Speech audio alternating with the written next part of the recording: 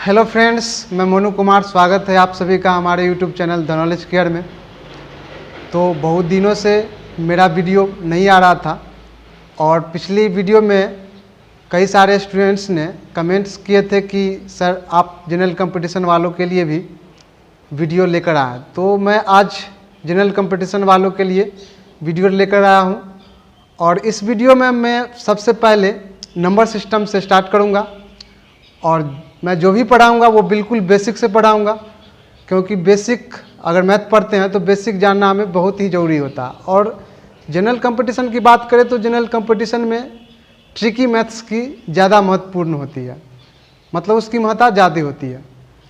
तो कोशिश करेंगे हम ट्रिक से पढ़ने का, और ट्रिक अगर जानना हो, अगर ट्रिक से अगर किसी सवाल को आपको सॉल्व करना हो तो बेसिक जानना आपको बहुत ज़रूरी होगा, क्योंकि अगर बेसिक नहीं जानते हैं तो आपका ट्रिक भी काम नहीं करेगा। तो चलिए स्टार्ट करते हैं नंबर सिस्टम। तो नंबर सिस्टम स्टार्ट कर लेते हैं। अब जिसको नंबर सिस्टम में ज़रा सा भी कुछ नहीं आता हो, मैं सारे डाउट को क्लियर करने का कोशिश करूंगा। तो चलिए सबसे पहले हमारा नंबर, यहाँ पे हेडिंग क्या है, नंबर सिस्टम। तो नंबर सिस्टम स्टार्ट करने से पहले हमें नंबर के बारे में जानना बहुत ज़रूरी होगा। तो चलिए नंबर क्या होता है देख लेते हैं। जैसे कि मैंने लिखा 1, 23 या और भी कुछ 54। अगर इन सब को देखा जाए तो इन सब को हम लोग क्या बोलते हैं, नंबर बोलते हैं। लेकिन इस चीज़ को आपको बारीकी से ध्यान से देखना होगा कि है क्या। एक्चुअली में ये तो नंबर है ही, लेकिन आखिर यह बना किस चीज़ से। तो नंबर जो होता है वह अंक से बनता है। जैसे कि आप खीर बनाना स्टार्ट करते हो, जैसे तो खीर बनाने के लिए आपको क्या क्या मटेरियल चाहिए, तो दूध चाहिए, चीनी चाहिए, चावल चाहिए। तो ये सारा चीज़ आपका खीर के लिए क्या हुआ, बेस हुआ, बेस हुआ। तो उसी टाइप से नंबर का भी बेस होता है, कौन सा, अंक। इंग्लिश में उसे हम डिजिट बोलते हैं। तो आपको पता भी होगा कि अंक कितने होते हैं। तो अंक 10 होते हैं। कौन कौन से, तो 0 से लेकर 9 तक, 0, 1, 2, 3, 4, 5, 6, 7, 8 एंड लास्ट 9। तो ये सारे क्या हैं, डिजिट हैं। तो कितने डिजिट हमारे पास है, 10 डिजिट हैं। तो अब जितने भी नंबर बनाए जाएंगे तो बिल्कुल इसी डिजिट का प्रयोग करके हम नंबर तैयार करते हैं। तो नंबर का अगर परिभाषा देना पड़े तो कैसे देंगे, तो नंबर का डिफिनीशन होगा कि नंबर अंक को अरेंज करने से बनता है। तो बिल्कुल आप समझ गए होंगे नंबर के बारे में। तो अब आइए, जैसे कि अगर मान लेते हैं यहाँ से मैं एक अंक को उठाया 1 और यहाँ पे लिखा, तो क्या इसे भी संख्या बोला जा सकता है कि नहीं बोला जा सकता, बोला जा सकता है बिल्कुल। तो कितने अंक यह संख्या है, तो यह 1 अंक की संख्या है। तो उसी तरह से हम 2 अंक ले लेते हैं। जैसे 1 और 2 को मिला के मैंने ये इसको अरेंज कर लिया, तो ये क्या हो गया, 12 हो गया। तो इसे हम बोल सकते हैं, इसे भी संख्या बोल सकते हैं। तो आप याद रखिए कि हम एक एक अंक लेंगे तो अंक से 1 अंकों की संख्या बनेगी। फिर उसी तरह 2 अंक लेंगे तो 2 अंकों की संख्या होगी। उसी तरह फिर 3 अंक लेंगे तो 3। तो इस तरह से संख्या बनाए जाते हैं। तो आप यह भी याद रखेंगे कि यहाँ से देखा जाए तो ये हमारा संख्या भी होगा और ये अंक भी होगा।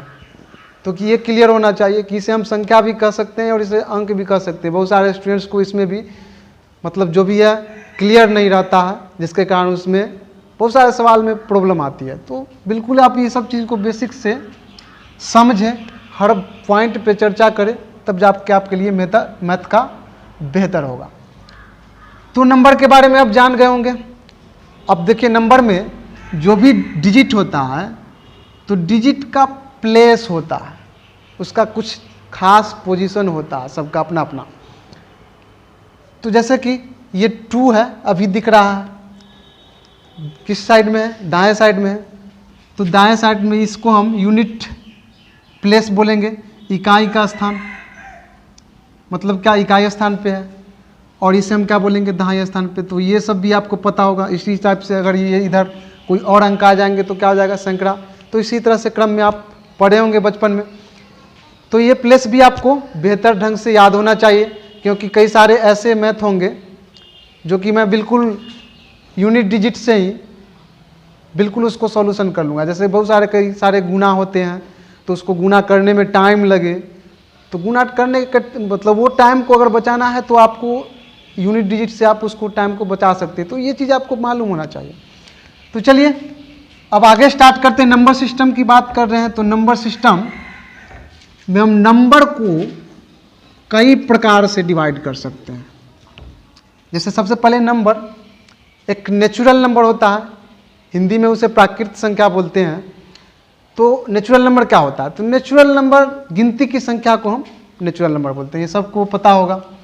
और गिनती की संख्या स्टार्ट हम कहाँ से करते हैं गिनती करना?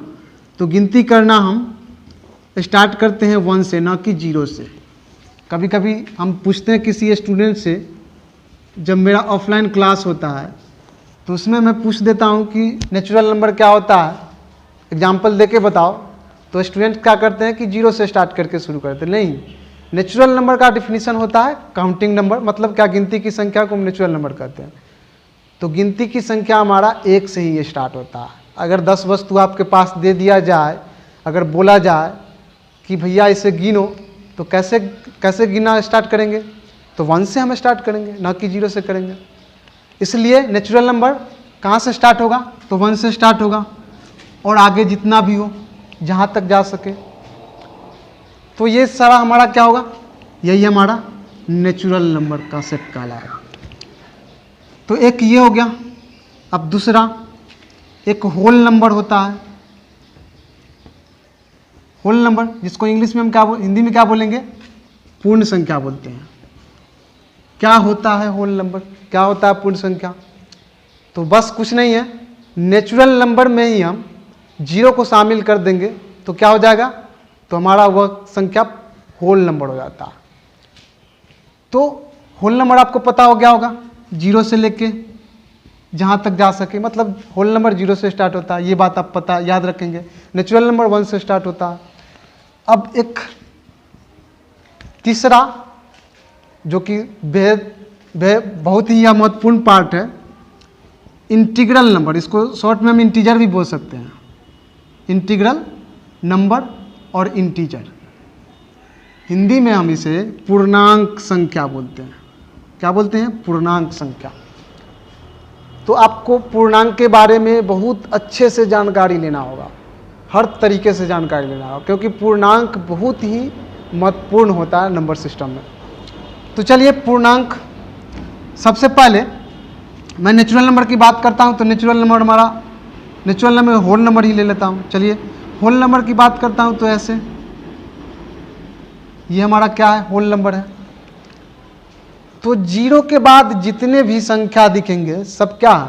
सब के सब, अगर चिन्ह में देखा जाए तो ये पॉजिटिव है। सब के सब क्या है? पॉजिटिव है। तो ये कहाँ से आए? तो 0 में 1 जोड़ने के बाद आया, फिर उसी तरह 1 जोड़ेंगे तो 2 हुआ, फिर उसी तरह 1 जोड़ेंगे तो 3 हुआ। तो इस तरीके से आगे 1 जोड़ने के बाद आया। तो हमने तो ये अरेंज देखा, ये अरेंजमेंट देखा। अगर पीछे की ओर बात करें तो जिस तरह से पीछे आ रहे हैं तो 1 घटाते आ रहे हैं, 1 घटाते आ रहे हैं। तो भाई इससे भी पीछे कुछ होगा। अगर बात करें इससे भी पीछे तो ज़रूर कुछ होगा। तो जिस तरह से हम 1 घटाते आ रहे हैं उसी तरह से हम 1 घटाएंगे इसमें भी, तो क्या हो जाएगा? -1। फिर 1 घटाएंगे तो क्या? -2। फिर 1 घटाएंगे तो क्या? -3। कहने का मतलब ये हुआ कि होल नंबर में जो भी हमारा पॉजिटिव पार्ट दिखता है उसी का ठीक हम निगेटिव पार्ट भी अगर ले लेंगे, उसमें शामिल कर देंगे, तो वो पूरा का पूरा सेट क्या कहलाएगा? वही पूरा सेट हमारा इंटीजर का सेट कहलाएगा। तो ये भी क्लियर हो गया होगा। तो आप इतना तक अच्छे से समझ गए होंगे। चलिए मैं और इसमें थोड़ा बहुत बताने का प्रयास करता हूं। तो इसको जानने से पहले हाँ, एक चीज़ और जान लें यहाँ पे आप, कि जैसे इंटीजर को भी हम कई पार्ट में बांट सकते हैं। तो 2 तरीके से हम बांट सकते हैं। सबसे पहला आधार पे देखो, इसको भी हम 2 तरीके से बांट सकते हैं। पहला, जैसे कि ये हमारा क्या हो गया, यहाँ से अगर लेंगे तो ये हमारा निगेटिव इंटीजर हो गया। कैसा? तो निगेटिव इंटीजर। फिर यहाँ 1 से स्टार्ट करें इधर की ओर, तो ये हमारा कौन सा हो गया? ये हमारा पॉजिटिव इंटीजर हो गया,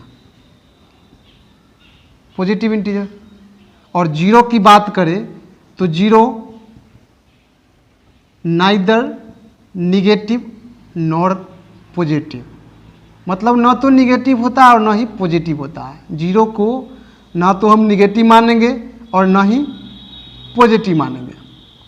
तो एक तरीका ये हुआ, मतलब क्या? ये हमारा निगेटिव इंटीजर है, ये हमारा पॉजिटिव इंटीजर है, और ये ना तो निगेटिव है और ना ही पॉजिटिव है। ये क्लियर हो गया। तो एक आधार पे मैंने इसे बांट लिया। दूसरा आधार मैं देख लेता हूँ। जैसे कभी कभी आपको हिंदी में और ऋणात्मक संख्या की चर्चा किया हुआ होगा, तो अब समझे उसे क्या होता है। जैसे मैंने बोला कि यहाँ -1 से इधर जितने भी होंगे उसको क्या बोलते हैं? निगेटिव इंटीजर बोलते हैं। तो निगेटिव इंटीजर हमें पता हो गया, तो निगेटिव इंटीजर को हम छोड़ देंगे तो बाकी बात जो बचेंगे वो कौन सा होगा? तो वही तो नॉन निगेटिव पार्ट होगा। मतलब क्या? यहाँ से 0 से स्टार्ट होगा, यह क्या होगा? नॉन निगेटिव पार्ट होगा। ये हमारा नॉन निगेटिव पार्ट, इसी को हिंदी में हम क्या बोलते हैं? और ऋणात्मक संख्या, और ऋणात्मक पूर्णांक। तो यह भी क्लियर हो गया होगा आपको। जब भी नॉन निगेटिव इंटीजर की चर्चा हो तो 0 से स्टार्ट होगा, और पॉजिटिव की चर्चा हो तो 1 से स्टार्ट होगा, और निगेटिव की चर्चा हो तो हमारा इन्फिनिटी से -इन्फिनिटी से स्टार्ट होगा और लास्ट -1 तक जाएगा। तो इस बात को भी आप क्लियर रखें। तो नॉन निगेटिव इंटीजर, यहाँ से ध्यान दें, नॉन निगेटिव इंटीजर को ही हम क्या बोलते हैं? होल नंबर बोलते हैं। ये बात भी आपको क्लियर रखना होगा।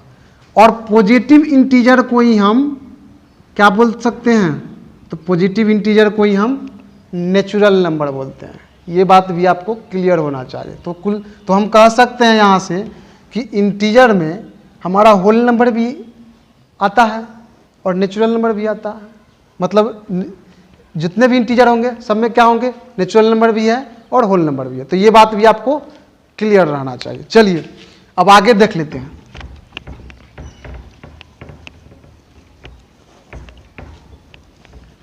सबसे पहले मैं रियल नंबर की बात करता हूं। सबसे पहले मैं क्या कर लेता हूं? रियल नंबर की बात कर लेता हूं। तो चलिए रियल नंबर से पहले मैं रियल नंबर नहीं, परिमेय संख्या की बात करता हूं। परिमेय संख्या, इंग्लिश में हम इसे रेशनल नंबर बोल सकते हैं। क्या बोल सकते हैं? Rational number. तो आप लोग को पता होगा रेशनल नंबर मतलब क्या। ऐसे आप लोग को यह भी पता होगा कि फ्रैक्शन, जैसे भिन्न क्या होता है। तो भिन्न किसी भी दो संख्याओं को p/q के फॉर्म में लिखना ही क्या कहलाता है? भिन्न कहलाता है। अब इसमें कोई शर्त नहीं होता, एक्स्ट्रा कोई शर्त नहीं होता। जैसे ये हमारा p/q, ये हमारा क्या हो गया? भिन्न हो गया, और q is not equal to 0, यह भी इसमें होना चाहिए। तो ये इसे भिन्न बोला जा सकता है। तो कहने का मतलब ये हुआ कि रेशनल नंबर भी एक प्रकार का भिन्न ही होता है। रेशनल नंबर भी क्या होता है? एक प्रकार का भिन्न ही होता है। बस इसमें थोड़ा सा शर्त क्या हो जाता है, जैसे इसे p/q के फॉर्म में लिखा जाना चाहिए, पहला शर्त होता है। दूसरा शर्त हमारा ये होता है कि p और q क्या होना चाहिए? तो p और q जो होना चाहिए वो हमारा इंटीजर नंबर का होना चाहिए। क्या होना चाहिए? इंटीजर नंबर का होना चाहिए। मतलब p भी इंटीजर नंबर में होना चाहिए और q भी इंटीजर नंबर में होना चाहिए। अब यहाँ पे एक शर्त और आता है कि अगर q को इंटीजर में बोला गया तो q तो हमारा, अगर इंटीजर तो हमारा 0 भी होता है। तो इस पॉइंट को भी आपको याद रखना है कि q is not equal to 0 होना चाहिए। ठीक है, जैसे ये भिन्न के रूप में हुआ, ऊपर भी इंटीजर होना चाहिए, नीचे भी इंटीजर होना चाहिए, लेकिन नीचे वाला 0 नहीं होना चाहिए। ये अगर पूरा कंप्लीट हो गया, तीनों शर्त अगर फुलफिल हो गया, तो हम कह सकते हैं कि यह कोई भी वह संख्या क्या होगी? तो वह संख्या रेशनल नंबर होगी। तो एग्जाम्पल में देख लेते हैं। जैसे मैंने बोला 2/3। क्या ये रेशनल नंबर है? तो हाँ, ये रेशनल नंबर है। यहाँ से 2 और यहाँ से 3 p/q के फॉर्म का है। p और q इंटीजर हो तो देख लेते हैं, ऊपर वाला और नीचे वाला क्या, न्यूमरेटर और डिनोमिनेटर दोनों क्या होना चाहिए, इंटीजर में से होना चाहिए। मतलब क्या आंसर हर इंटीजर में का होना चाहिए। तो क्या 2 इंटीजर में आता है या नहीं आता है? आता है। 3 भी आता है। तो इस तरीके से क्या हो गया, यह परिमेय संख्या होगा। तो अगला एग्जाम्पल लेते हैं, -1/2। क्या यह भी परिमेय संख्या है कि नहीं है, देख लेते हैं। तो हाँ, यह भी परिमेय संख्या होगा। क्यों? क्योंकि यह भी p/q के फॉर्म का है। p और q इंटीजर होना चाहिए, तो ऊपर वाला मतलब -1 को अगर देखा जाए तो यह भी इंटीजर है, 2 भी इंटीजर होता है। लेकिन अगर कोई ऐसा नंबर दिखे यहाँ से, तो क्या अगर देखेंगे तो p/q फॉर्म का तो दिख रहा है, और p और q इंटीजर टाइप का भी दिख रहा है कि दोनों इंटीजर है, मतलब 1 बिना इंटीजर है और 0 भी इंटीजर है। लेकिन यहाँ पे एक तीसरा शर्त भी था कि 0 नहीं होना चाहिए। तो यहाँ तो 0 है, तो इसका मतलब हमारा क्या है, ये परिमेय संख्या नहीं हो सकता। तो ये परिमेय संख्या नहीं हो सकता। कुछ ऐसे एग्जाम्पल भी आपको दिखे होंगे, यह भी परिमेय संख्या नहीं होता। तो कैसे नहीं होता? तो अगर ऐसे देखा जाए, इसमें अगर देखा जाए तो इसके हिसाब से अगर देखें तो ऐसे p/q के फॉर्म का है, लेकिन क्या √3 कभी भी इंटीजर में आता है? कभी भी इंटीजर में नहीं आता है। तो यहाँ से इसको हम बोल सकते हैं कि यह इंटीजर मतलब यह परिमेय संख्या नहीं है। तो एक ये तरीका होता है परिमेय संख्या पहचानने का, और एक दूसरा तरीका भी होता है परिमेय संख्या पहचानने का। तो मैं आगे जो भी बताऊंगा उसमें आपका सारा क्लियर हो जाएगा। जैसे इसमें कभी कभी कन्फ्यूजन लोग करते हैं कि हाँ p/q के रूप में तो है, ये है, वो है, बहुत सारा प्रॉब्लम उसमें आता है। तो हम आगे जो भी समझाएंगे आपको उसमें सारे डाउट क्लियर हो जाएंगे। तो चलिए देखते रहिए, बस हमारे वीडियो को देखते रहिए। और हाँ, बीच बीच में मैं आपको यह हमेशा बोलूँगा कि अगर जब भी वीडियो अच्छा लगता है आप उस समय हमारे वीडियो को लाइक ज़रूर करेंगे। तो चलिए आगे देख लेते हैं। परिमेय संख्या आपको हो गया। तो इसी प्रकार से अपरिमेय संख्या का डिफिनीशन क्या होगा? तो अपरिमेय संख्या का डिफिनीशन, अगर इस तीनों शर्त में से कोई भी एक फेल हो गया तो उसे ही हम क्या बोलेंगे, अपरिमेय संख्या बोलेंगे। तो क्लियर है अपरिमेय संख्या और परिमेय संख्या। तो हम उसे अब ज़्यादा नहीं देखेंगे, अब हम आगे बढ़ते हैं। जैसे और भी कई सारे इनके पार्ट हैं, नंबर के पार्ट हैं। तो सबसे पहले मैं रियल नंबर की बात कर लेता हूँ। मतलब क्या, नंबर को मैं अगर कहा जाए तो नंबर को बेसिक से 2 पार्ट में बांटा जा सकता है। कितने पार्ट में? 2 पार्ट में। पहला पार्ट क्या, रियल नंबर। इंग्लिश में हम इसे हिंदी में इसे हम वास्तविक संख्या बोलते हैं। तो ये हमारा रियल नंबर। और दूसरा नंबर होता है इमेजिनरी नंबर। कैसा नंबर? Imaginary number. ठीक है, इसे हम काल्पनिक संख्या बोलते हैं हिंदी में। कैसा संख्या? तो काल्पनिक संख्या। ये हमारा इमेजिनरी नंबर हो गया। तो अब वास्तविक संख्या किसे कहते हैं? तो आप वास्तविक संख्या के बारे में आप थोड़ा बहुत जानते होंगे। तो वास्तविक संख्या हम परिमेय संख्या और अपरिमेय संख्या दोनों को अगर मिला दिए तो वही क्या हो जाता है हमारा, वही हमारा रियल नंबर हो जाता है। मतलब क्या, वास्तविक संख्या हो जाता है। तो इमेजिनरी नंबर क्या होता है? मान लेते हैं अगर 4 लिए और 4 का रूट निकालते हैं तो हमारा क्या आता है, 2 आता है। तो इसका तो रूट निकलना संभव है, इसका रूट निकलना संभव है। लेकिन यही चीज़ हम अगर -4 ले ले तो क्या आप इसका रूट निकाल सकते हो? क्या आप इसका रूट निकाल सकते हो?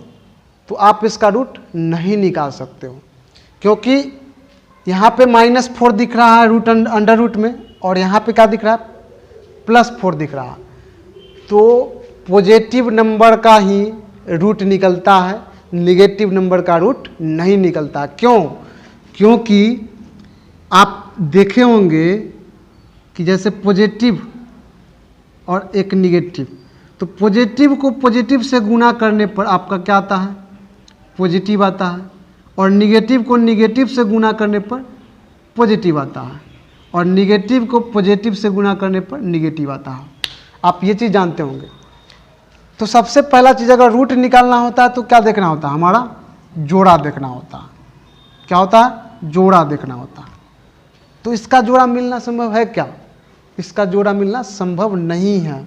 अगर इसका जोड़ा नहीं है मतलब इसका जोड़ा मतलब इससे नहीं है तो क्या निगेटिव का रूट नहीं होगा, पॉजिटिव का रूट होगा, क्योंकि पॉजिटिव का जोड़ा होता है, पॉजिटिव का जोड़ा होता है क्या, या तो निगेटिव में या तो पॉजिटिव में। इसलिए पॉजिटिव नंबर का प्लस माइनस में क्या होता है, रूट, जो भी रूट निकलता है उसका प्लस माइनस में होता है, और निगेटिव का रूट संभव ही नहीं है। तो ये क्लियर हो गया होगा। तो हम इसका रूट नहीं निकाल सकते हैं, तो इसे हम जनरली जैसे -1 का अगर रूट करें तो इसको जनरली हम आई से सूचित करते हैं, और आई मतलब होता है आयोटा। आई किस चीज़ को स्टैंड करता है, तो आयोटा को स्टैंड करता है। और आयोटा मतलब क्या होता है, आयोटा मतलब कल्पना होता है, या आपका ग्रीक लैंग्वेज में आयोटा इसे बोलते हैं। तो इस तरीके से हम काल्पनिक संख्या को हम आई से सूचित करेंगे। तो ये हमारा अगर -1 रूट अंडर -1 का मान अगर आई है तो -1 का मान कितना हो जाएगा, आई स्क्वायर। इसका स्क्वायर करेंगे और इसका स्क्वायर करेंगे तो ये -1 और ये क्या हो जाएगा, आई स्क्वायर। मतलब आई स्क्वायर का मान कितना, 1। तो इस तरीके से हम इसका भी मान निकाल सकते हैं। कैसे, तो जैसे हमने इसको लिख दिया root under -1 into root under 4। क्या यह लिखा जा सकता है, तो बिल्कुल लिखा जा सकता है।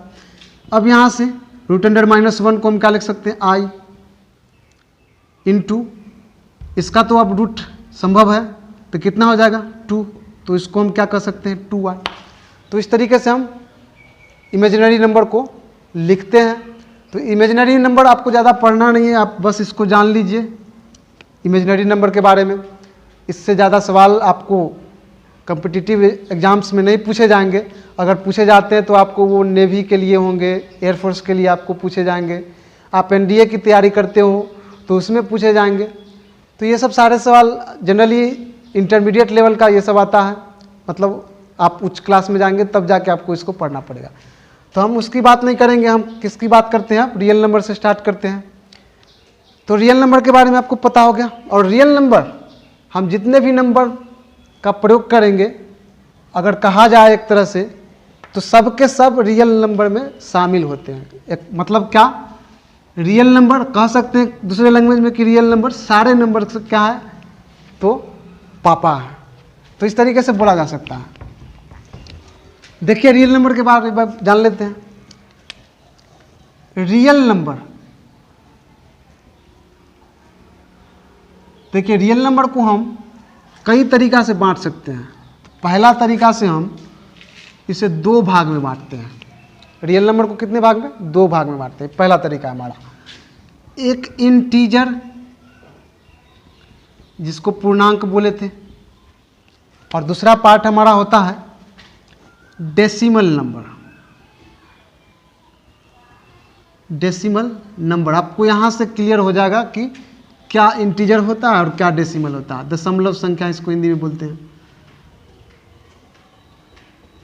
तो क्या है ये हमारा दशमलव संख्या। अब चलिए जान लेते हैं इंटीजर। इंटीजर के बारे में आपको पता होगा। इंटीजर मतलब क्या, जो डेसिमल के बाद इसमें कोई भी अंक ना हो। डेसिमल मतलब उसमें हो ही ना ही, मतलब वह पूर्ण रूप से संख्या हो। क्या हो, वो पूर्ण रूप से संख्या हो। जैसे कि मैंने मान लिया 2, तो यह पूर्ण रूप से क्या है, संख्या। 20 यह भी क्या है, पूर्ण रूप से संख्या है। तो पूर्ण संख्या इसे क्या बोलते हैं, पूर्णांक बोलते हैं। मतलब इसमें जो भी अंक हो पूर्ण अंक हो, ठीक है।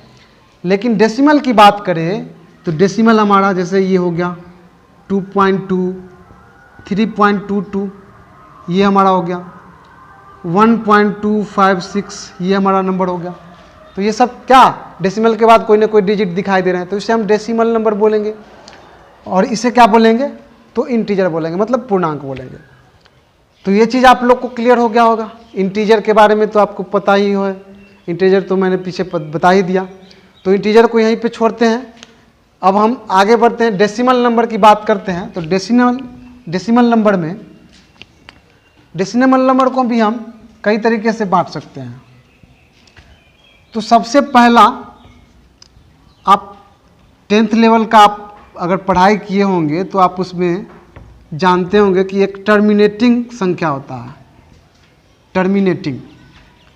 इसको हम हिंदी में शांत बोलते हैं। शांत दशमलव के बारे में आपने पढ़ा होगा। तो ये हमारा क्या है, टर्मिनेटिंग नंबर है, शांत दशमलव। और एक दूसरा होता है नॉन टर्मिनेटिंग। क्या होता है, तो नॉन टर्मिनेटिंग, जिसको अशांत बोलते हैं। और टर्मिनेट का मतलब क्या होता है, टर्मिनेट का मतलब रुक जाना होता है, कहीं समाप्त हो जाना होता है। तो यहीं से स्पष्ट है कि अगर टर्मिनेटिंग की बात करते हैं तो वैसा डेसिमल नंबर जिसमें कुछ निश्चित अंक के बाद क्या हो जाता होगा, समाप्त हो जाता होगा। जैसे 2.12 ये क्या हो गया, 2 अंक के बाद समाप्त हो गया। तो ये क्या है, टर्मिनेटिंग नंबर है। लेकिन नॉन टर्मिनेटिंग की बात करें तो क्या होता है कि डेसिमल के बाद, मतलब दशमलव के बाद उसका अंक क्या हो रहा है, कभी भी टर्मिनेट नहीं हो रहा, मतलब समाप्त नहीं हो रहा। उसका अंक आगे की ओर इस तरीके से बढ़ते जा रहा है। अब इसमें कितना अंक होगा दशमलव के बाद, यह क्लियर नहीं है। तो ये हमारा क्या है, ये हमारा नॉन टर्मिनेटिंग कहलाता है। और ये क्या कहलाता है, टर्मिनेटिंग कहलाता है। तो टर्मिनेटिंग और नॉन टर्मिनेटिंग आप लोग इसको जान लिए अच्छे से। अब देखिए, इसमें भी नॉन टर्मिनेटिंग को भी आप 2 तरीके से बांट सकते हैं। नॉन टर्मिनेटिंग भी 2 तरीके से बांट सकते हैं इसे भी। पहला तरीका रिपीटिंग, जिसको हिंदी में हम पुनरावृत्ति बोलते हैं या आवर्ती बोलते हैं। और दूसरा होता है नॉन रिपीटिंग। क्या होता है, नॉन रिपीटिंग, जिसको हम अनावर्ती बोलते हैं। तो रिपीटिंग मतलब आपको समझ में आ गया होगा, जो बार बार जो अंक दोहराया जा रहा है। जैसे कि इसमें हमने बोला कि ये हमारा क्या है, तो ये हमारा नॉन टर्मिनेटिंग है। और इसमें क्या दिख रहा है कि 2 2 2 2 बार बार आ रहा है, मतलब 2 क्या हो रहा है, बार बार रिपीट होते जा रहा है। तो रिपीटिंग में क्या होगा कि कुछ खास नियम के अनुसार उसके डिजिट क्या हो रहे होंगे, तो बार बार रिपीट हो रहे होंगे। लेकिन नॉन रिपीटिंग में कुछ इस तरह से टेढ़े मेढ़े टाइप से, कोई निश्चित नियम को फॉलो नहीं करते हुए क्या टर्मिनेट नहीं हो रहा होगा उसका डिजिट। तो ये इसे हम क्या बोलेंगे, नॉन टर्मिनेटिंग बोलेंगे। तो नॉन टर्मिनेटिंग में कोई भी डिजिट कोई निश्चित नियम से दोहराते नहीं हैं। तो इसमें और भी कई सारे एग्जांपल्स हो सकते हैं, जैसे 3 2 यहाँ तक तो ठीक था, और इसके बाद की जो भी डिजिट है ये बार बार दोहरा रहा। तो इस टाइप से भी, इसे भी हम रिपीटिंग बोलेंगे। तो इस टाइप से बहुत सारे रिपीटिंग नंबर होते हैं। अब यहाँ पे यहीं से मैं क्लियर करूँगा कि परिमेय संख्या और अपरिमेय संख्या क्या होती है, यहीं से मैं क्लियर कर दूंगा। तो सबसे पहले अगर बात करें इसकी, तो क्या इसे फ्रैक्शन में लिखा जा सकता है? तो फ्रैक्शन में इसे लिखना आप लोग को पता होगा, कैसे लिखते हैं कि अगर मान लेते हैं कि यह 2.12 है, तो इसको पूर्णांक में पहले इसे बनाता हूँ, तो क्या होगा 212। पूर्णांक में तैयार किया इससे, इस डिजिट का प्रयोग करके, तो क्या हुआ 212 हुआ। तो 212 हुआ। और ये डेसिमल कहाँ जाएगा, डेसिमल के बदला में क्या करेंगे हम, तो इसके नीचे क्या होता है 1 पे डेसिमल के बाद जितने भी डिजिट होते हैं उतना क्या हो जाता है, 0 आ जाता है। तो इस तरीके से हम इसको क्या कर लेते हैं, फ्रैक्शन में बदल लेते हैं। तो इसको अगर देखें, इसकी बात करें तो क्या इसे भी फ्रैक्शन में बदला जा सकता है? तो सबसे पहले अगर फ्रैक्शन में बदलना होगा तो हमें तो ये पता होना चाहिए कि डेसिमल के बाद कितना डिजिट है। तो इसमें तो बहुत सारे डिजिट हैं, मतलब ये तो टर्मिनेट हो नहीं रहा, ये तो नॉन टर्मिनेट है। तो इसको हम टर्मिनेट कर सकते हैं, क्योंकि यह रिपीटिंग है। अब रिपीटिंग को टर्मिनेट कैसे किया जाता है, तो जैसे 2.222 है इस टाइप से, तो इसे हम रेकरिंग लगा के इसे हम टर्मिनेट कर सकते हैं। मतलब जो भी डिजिट रिपीट हो रहा होगा उस पर हम क्या कर देंगे, रेकरिंग लगा देंगे। और रेकरिंग लगाने का एक ये तरीका होता है, या नहीं तो दूसरा तरीका, आप यहाँ पे डॉट लिखे तब भी इसे रेकरिंग बोला जाता है। तो इस तरीके से हम इसे टर्मिनेट कर सकते हैं। तो अब इसे देखा जाए तो अब इसे फ्रैक्शन के रूप में हम लिख सकते हैं। कैसे, तो फिर इससे हम इस डिजिट का प्रयोग करके हम पूर्णांक बनाएंगे, तो क्या होगा 22। अब इसका एक तरीका होता है, इसका तरीका ये होता है कि जैसे नीचे में अगर रेकरिंग है, जितना भी डिजिट पे रेकरिंग है, तो उसके नीचे में क्या आएगा, उसके अंश में डिनोमिनेटर में क्या आएगा, तो हमारा 9 आएगा, क्योंकि एक डिजिट है। जितने भी डिजिट पे रेकरिंग लगा हुआ होगा उतने 9 आएंगे नीचे, तो हो गया। और डिजिट के बाद अगर कोई भी अंक पे किसी भी अंक पे अगर कोई भी रैकरिंग नहीं है तो उसके लिए हम क्या करेंगे, 0 करेंगे, लेकिन इसमें तो ऐसा कोई अंक दिखाई ही नहीं दे रहा। तो इस टाइप से, और जो भी डिजिट बच जाते हैं हमारा, जैसे कि यहाँ पे 2 बच गया जिस पे रैकरिंग नहीं है, उसे क्या कर लेते हैं, तो उसके न्यूमरेटर में से उसको घटा लिया जाता है। तो घटाने के बाद अब क्या होगा, ये 20/9 होगा। अब इसे आप डेसिमल में बदल के देखें तो बिल्कुल आपका इस टाइप का आएगा। तो ये क्लियर है। कई सारे ऐसे हैं, बहुत सारे आपको एग्जाम्पल मिल जाएंगे, जैसे कि मैंने 0.33 की बात किया, तो हम इसे कैसे करेंगे, 0.3 पर रैकरिंग लगा देंगे। अब इसको फ्रैक्शन में बदला जाए तो कितना हो जाएगा, 3.9। कोई ऐसा डिजिट नहीं है जिस पर रैकरिंग नहीं है, तो कोई डिजिट को नहीं घटाएंगे। तो ये हमारा फ्रैक्शन हो गया एक। तो इस तरीके से हम इसको क्या कर सकते हैं, फ्रैक्शन में बदल सकते हैं।